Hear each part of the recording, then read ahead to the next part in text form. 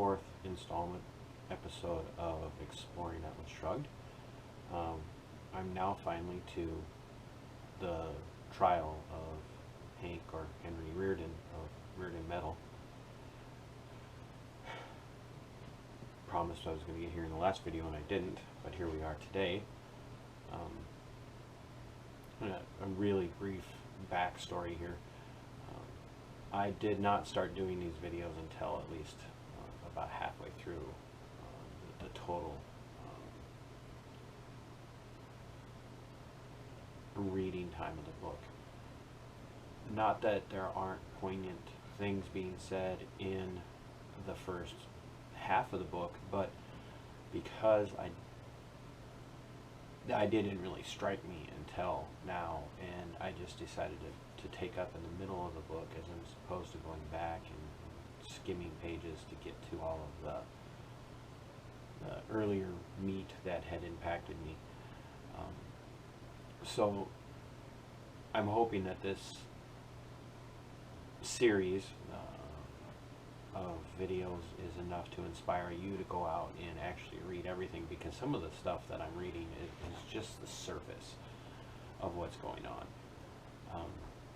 So I would encourage you, as a Christian, if you are a Christian and you're seeing this, read Atlas Shrugged. If you aren't a Christian and you've never read Atlas Shrugged, read it. If you're an atheist and you haven't read Atlas Shrugged, read it. There is so much insight that you can gain from reading this. And remember that Ms. Rand, the author of this book, had close personal experience with communism and Marxism in her youth before she fled those regimes and settled in the United States and began her propaganda war on Marxism, and I'm okay with calling it that. So here we are. We're about to go into the courtroom and hear Hank Rearden give a defense for himself. His co-defendant, Ken Daniger, has disappeared, like so many others in the book, so many other industrialists and entrepreneurs. He's alone in the courtroom. He, as you saw if you watched the last video, had a very long expositional conversation with Francisco d'Anconia, who was working very hard to buttress Hank's strength, his fortitude. And it inspired Hank, and the next scene we see a disaster take place in his steel mill. He grows to admire Francisco more, causes him to wonder what's happened to the young men of his world. The strength of men has been depleted and sapped. Sound familiar? They've become weak and wussified, if you will, unable to adapt to calamity or tragedy as it comes. And so it's in that mindset where we then read through a Thanksgiving dinner interaction between Hank and his brother and his wife and his mother, where they kind of gang up on him. They say for his own good. He leaves dinner, goes to New York, Philadelphia, where he prepares to give his defense. And so now we enter into the courtroom, and I'm going to start off with the author kind of expositing what's going on in the courtroom as we build up to Hank taking the stand. The newspapers had snarled that the cause of the country's troubles, as this case demonstrated, was the selfish greed of rich industrialists. That it was men like Hank Rearden who were to blame for the shrinking diet, the falling temperature, and the cracking roofs in the homes of the nation. that if it had not been for men who broke regulations and hampered the government's plans, prosperity would have been achieved long ago. And then a man like Hank Rearden was prompted by nothing but the profit motive. This last was stated without explanation or elaboration, as if the words profit motive were the self-evident brand of ultimate evil. The crowd remembered that these same newspapers less than 2 years ago had screamed that the production of Rearden metal should be forbidden because its producer was endangering people's lives for the sake of his greed. They remembered that the man in gray had ridden in the cab of the first engine to run over the track of his own metal, and that he was now on trial for the greedy crime of withholding from the public a load of the metal which it had been his greedy crime to offer in the public market. According to the procedure established by directives, cases of this kind were not tried by a jury, but by a panel of 3 judges appointed by the Bureau of Economic Planning and National Resources. The procedure, the directives had stated, was to be informal and democratic. The judges' bench had been removed from the old Philadelphia courtroom for this occasion and replaced by a table on a wooden platform. It gave the room an atmosphere suggesting the kind of meeting where a presiding body puts something over on a mentally retarded membership. One of the judges, acting as prosecutor, had read the charges. "You may now offer whatever plea you wish to make in your own defense," he announced. Facing the platform, his voice inflectionless and peculiarly clear, Hank Rearden answered, "I have no defense." "Do you?" the judge stumbled. He had not expected to be that easy. "Do you throw yourself upon the mercy of this court?" "I do not recognize this court's right to try me."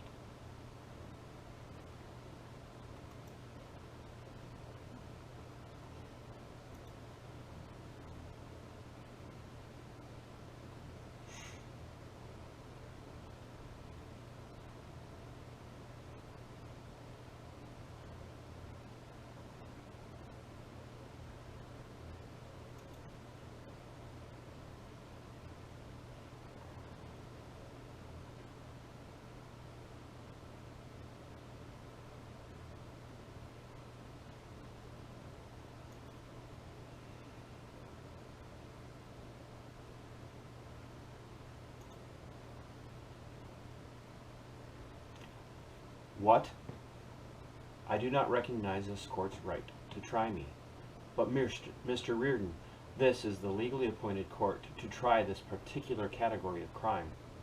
I do not recognize my action as a crime." "But you have admitted that you have broken our regulations controlling the sale of your metal." "I do not recognize your right to control the sale of my metal." "Is it necessary for me to point out that your recognition was not required?" asked the judge. "No, I'm fully aware of it, and I'm acting accordingly." He noted the stillness of the room. By the rules of the complicated pretense which all these people played for one another's benefit, they should have considered it stand as incomprehensible folly. There should have been rustles of astonishment and derision. There were none. They sat still. They understood. "Do you mean that you are refusing to obey the law?" asked the judge. "No, I'm complying with the law to the letter. Your law holds that my life, my work, and my property may be disposed of without my consent. Very well. You may dispose of me without my participation in the matter. I will not play the part of defending myself where no defense is possible, and I will not simulate the illusion of dealing with a tribunal of justice." "But Mr. Rearden, the law provides specifically that you are to be given an opportunity to present your side of the case and defend yourself. A prisoner brought to trial can defend himself only if there is an objective principle of justice recognized by his judges, a principle upholding his rights which they may not violate, which he can invoke. The law by which you are trying me holds that there are no principles, that I have no rights, and that you may do with me whatever you please. Very well, do it." "Mr. Rearden, the law which you are denouncing is based on the highest principle, the principle of the public good." "Who is a public? What does it hold as its good? There was a time when men believed that the good was a concept to be defined by a code of moral values, that no man had the right to seek his good through the violation of another. of the rights of another. It is now believed that my fellow men may sacrifice me in any manner they please for the sake of whatever they deem to be their own good. If they believe that they may seize my property simply because they need it, well, so does any burglar. There is only this difference. The burglar does not ask me to sanction his act. A group of seats at the side of the courtroom was reserved for the prominent visitors who had come from New York to witness the trial. Dagny sat motionless, and her face showed nothing but a solemn attention, the attention of listening with the knowledge that the flow of his words would determine the course of her life. Eddie Willers sat beside her. James Taggart had not come. Paul Larkin sat hunched forward, his face thrust out, pointed like an animal's muzzle, sharpened by a look of fear, now turning him into malicious hatred. Mr. Moan, who sat beside him, was a man of greater innocence and smaller understanding. His fear was of a simpler nature. He listened in bewildered indignation, and he whispered to Larkin, "Good God, now he's done it. Now he'll convince the whole country that all businessmen are enemies of the public good." "Are we to understand," asked the judge, "that you hold your own interest above the interest of the public?" "I hold that such a question can never arise except in a society of cannibals." "What? What do you mean?" "I hold that there is no clash of interest among men who do not demand the unearned and do not practice human sacrifices." "Are we to understand that if the public deems it necessary to curtail your profits, you do not recognize its right to do so?" "Why, yes, I do. The public may curtail my profits any time it wishes by refusing to buy my product." "We are speaking of other methods. Any other method of curtailing profits is the method of looters, and I recognize it as such." "Mr. Rearden, this is hardly the way to defend yourself." I said that I would not defend myself." "But this is unheard of. Do you realize the gravity of the charge against you?" "I do not care to consider it." "Do you realize the possible consequences of your stand?" "Fully." "Fully." "It is the opinion of this court that the facts presented by the prosecution seem to warrant no leniency. The penalty which this court has the power to impose on you is extremely severe." "Go ahead." "I beg your pardon?" "Impose it." The three judges looked at one another. Then their spokesman turned back to Rearden. "This is unprecedented," he said. "It is completely irregular," said the second judge. "The law requires you to submit a plea in your own defense. Your only alternative is to state for the record that you throw yourself upon the mercy of the court." "I do not." "But you have to." "Do you mean that that what you expect from me is some sort of voluntary action?" "Yes. I volunteer nothing." "But the law demands that the defendant's side be represented on the record." "Do you mean that you need my help to make this procedure legal?" "Well, no. Yes, that is, to complete the form." "I will not help you." The third and youngest judge, who had acted as prosecutor, snapped impatiently. "This is ridiculous and unfair. Do you want to let it look as if a man of your prominence has been railroaded without a—" He cut himself off short. Somebody at the back of the courtroom emitted a long whistle. "I want," said Rearden gravely, "to let the nature of this procedure appear exactly for what it is. If you need my help to disguise it, I will not help you." "But we are giving you a chance to defend yourself, and it is you who are rejecting it." "I will not help you to pretend that I have a chance. I will not help you to preserve an appearance of righteousness where rights are not recognized. I will not help you to preserve an appearance of rationality by entering a debate in which a gun is the final argument. I will not help you to pretend that you are administering justice." "But the law compels you to volunteer a defense." There was laughter at the back of the courtroom. "That is the flaw in your theory, gentlemen," said Rearden gravely, "and I will not help you out of it. If you choose to deal with men by means of compulsion, do so. But you will discover that you need the voluntary cooperation of your victims in many more ways than you can see at present, and your victims should discover that it is their own volition, which you cannot force, that makes you possible. I choose to be consistent, and I will obey you in the manner you demand, whatever you wish me to do. I will do it at the point of a gun. If you sentence me to jail, you will have to send armed men to carry me there. I will not volunteer to move. If you fine me, you will have to seize my property to collect the fine. I will not volunteer to pay it. If you believe that you have the right to force me, use your guns openly. I will not help you to disguise the nature of your action. The eldest judge leaned forward across the table, and his voice became suavely derisive. You speak as if you were fighting for some sort of principle, Mr. Rearden, but what you're actually fighting for is only your property, isn't it? Yes, of course, I'm fighting for my property. Do you know the kind of principle that represents? You pose as a champion of freedom, but it's only the freedom to make money that you're after. Yes, of course. All I want is the freedom to make money. Do you know what that freedom implies? Surely, Mr. Rearden, you wouldn't want your attitude to be misunderstood. You wouldn't want to give support to the widespread impression that you are a man devoid of social conscience who feels no concern for the welfare of his fellows and works for nothing but his own profit. I work for nothing but my own profit. I earned it. There was a gasp, not of indignation, but of astonishment, in the crowd behind him, and silence from the judges he faced. He went on calmly, No, I do not want my attitude to be misunderstood. I shall be glad to state it for the record. I am in full agreement with the facts of everything said about me in the newspaper, with the facts, but not with the evaluation. I work for nothing but my own profit, which I make by selling a product they need to men who are willing to and able to buy it. I do not produce it for their benefit at the expense of mine, and they do not buy it for my benefit at the expense of theirs. I do not sacrifice my interest to them, nor do they sacrifice theirs to me. We deal as equals, by mutual consent, to mutual advantage, and I am proud of every penny that I have earned in this manner. I am rich, and I am proud of every penny I own. I have made my money by my own effort, in free exchange, and through the voluntary consent of every man I dealt with. Every man I dealt with, the voluntary consent of those who employed me when I started, the voluntary consent of those who work for me now, the voluntary consent of those who buy my product.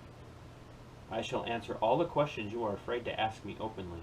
Do I wish to pay my workers more than their services are worth to me? I do not. Do I wish to sell my product for less than my customers are willing to pay me? I do not. Do I wish to sell it at a loss or give it away? I do not. If this is evil, do whatever you please about me, according to whatever standards you hold. These are mine.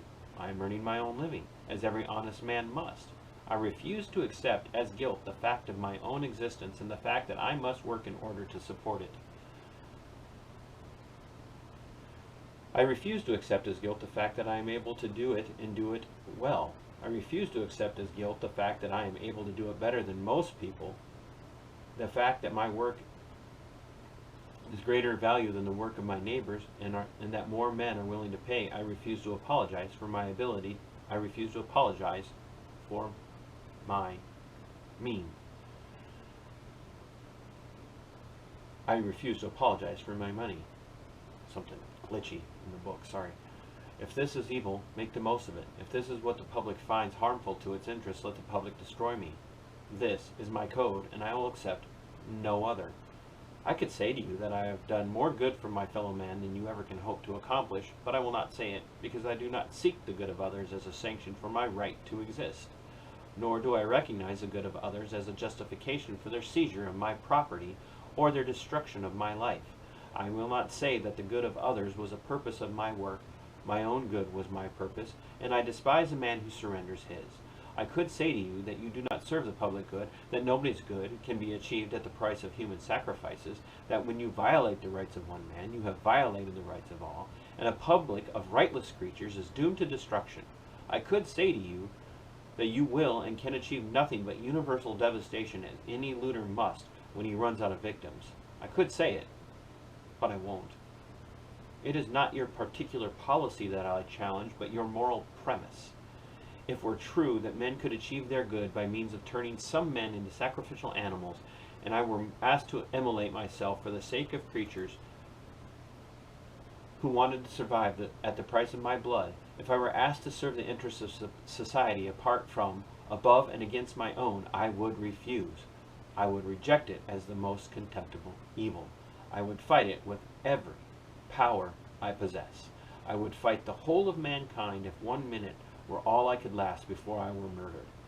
I would fight in the full confidence of the justice of my battle and of a living being's right to exist. Let there be no misunderstanding about me. If it is now the belief of my fellow men who call themselves the public that their good requires victims, then I say the public good be damned. I will have no part of it. The crowd burst into applause. Rearden whirled around, more startled than the judges. He saw faces that laughed in violent excitement and faces that pleaded for help. He saw their silent despair breaking out into the open. He saw the same anger and indignation as his own finding release in the wild defiance of their cheering. He saw the looks of admiration and the looks of hope.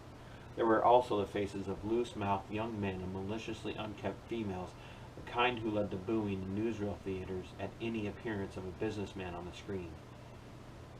They did not attempt a counter-demonstration. They were silent. As he looked at the crowd, people saw in his face what the threat of the judges had not been able to evoke, the first sign of emotion.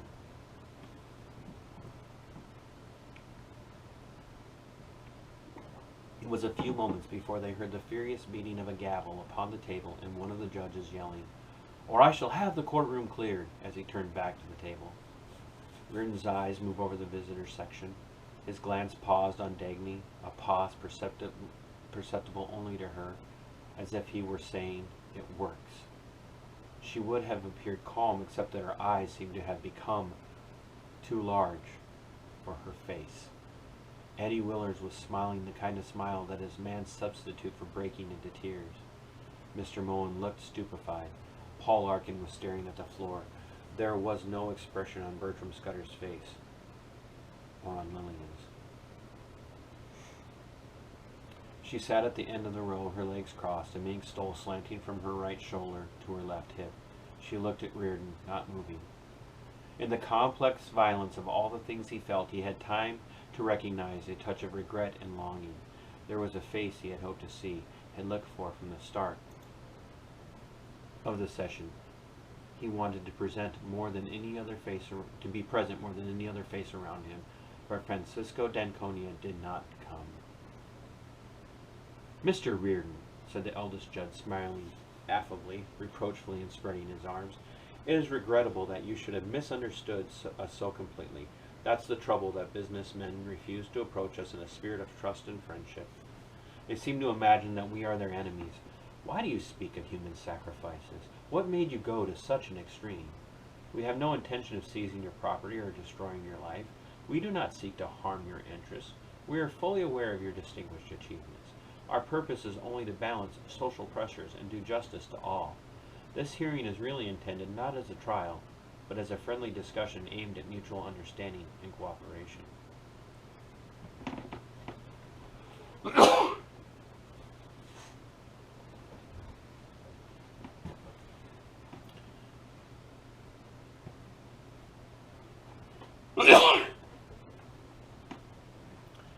"I do not cooperate at the point of a gun." "Why speak of guns? This matter is not serious enough to warrant such references.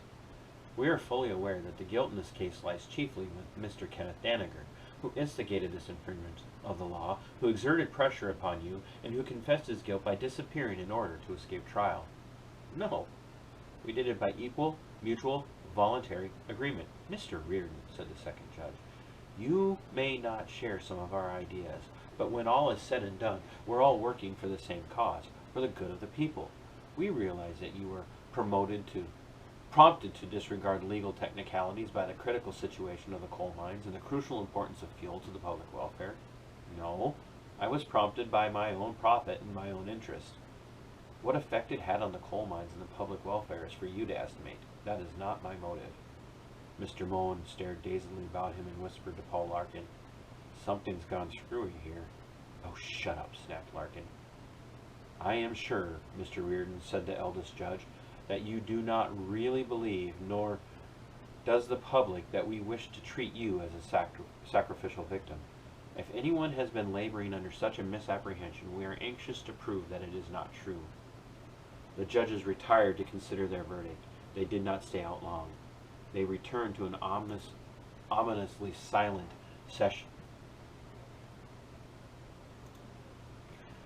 courtroom and announced that a fine of $5,000 was imposed on Henry Rearden, but the sentence was suspended. Streaks of jeering laughter ran through the applause that swept the courtroom. The applause was aimed at Rearden, the laughter at the judges. Rearden stood motionless, not turning to the crowd, barely hearing the applause. He stood looking at the judges. There was no triumph in his face, no elation, only the still intensity of contemplating a vision with a bitter wonder that was almost fear. He was seeing the enormity of the smallness of the enemy who was destroying the world. He felt as if, after a journey of years through a landscape of devastation, past the ruins of great factories, the wrecks of powerful engines, the bodies of invincible men, he had come upon the despoiler, expecting to find a giant, and found a rat, eager to scurry for cover at the first sound of a human step. If this is what has beaten us, he thought, the guilt is ours. I'm going to end it there. That entire trial, if you will, is exactly where we are in our country right now. We are not just slowly descending into Marxist chaos. We have sunk into it. And the problem is it's happened because we haven't been paying attention. We've allowed it to happen.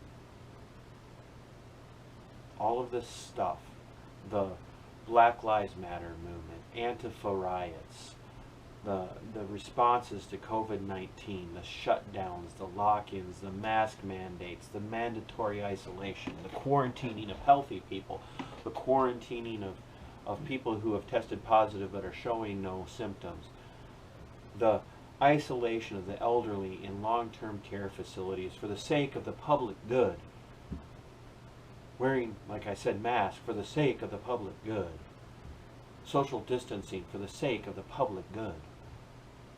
It's always the public good. It's always for the betterment of the people. That's always the argument. And that's what Plato had said, and I'm going to paraphrase that. The people always lift up for themselves a hero, and the beginning of every tyrant is that he's come to protect you. That's where we're at in the United States. We're looking to be protected. And so we've allowed ourselves to sink into social Marxism and economic Marxism, all for the sake of being protected and for the public good. We shouldn't be interested in the public good. We should be interested in the individual good. And the individual good is the pursuit of life and liberty and happiness. And as each individual is compelled by that pursuit to do what is best for them within the bounds of a moral law,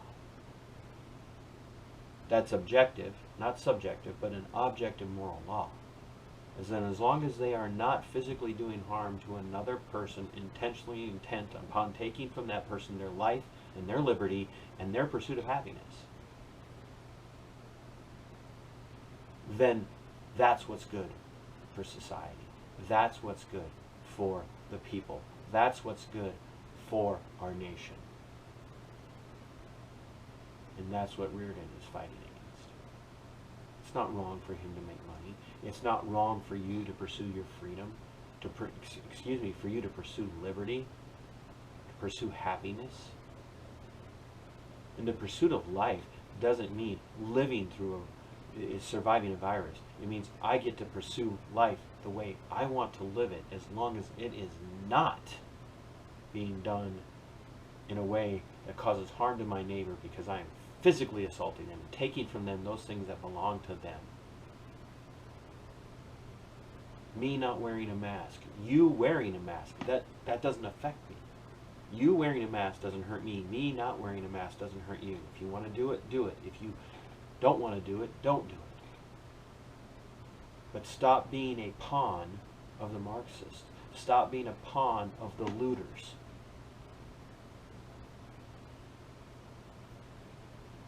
That's a principle that atheists and Christians and anybody else can ever, always get behind.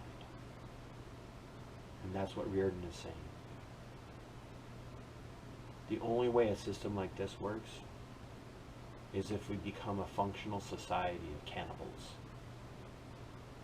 A society that believes in human sacrifice. Sadly, we've been sacrificing humans for the sake of the public good since Roe v. Wade.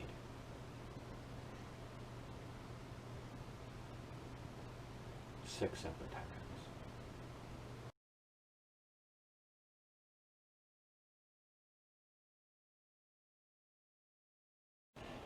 As always, thanks for watching the video. Thanks for being open-minded. Thanks for listening. I would ask that over here in the corner, somewhere on your screen, you hit the subscribe button. It's important, not for me, but because mainstream media, legacy media, isn't going to get the word out. They're not going to let people who don't toe the established line speak. So for the sake of liberty and for the sake of the defense of this nation, small little independent voices like mine need to be heard, especially the interviews. It's got very little to do with my commentary and a lot more to do with the interviews and the people who are affected when liberties are tread on. So once again, hit the subscribe button, like, subscribe, and share. Thank you very much.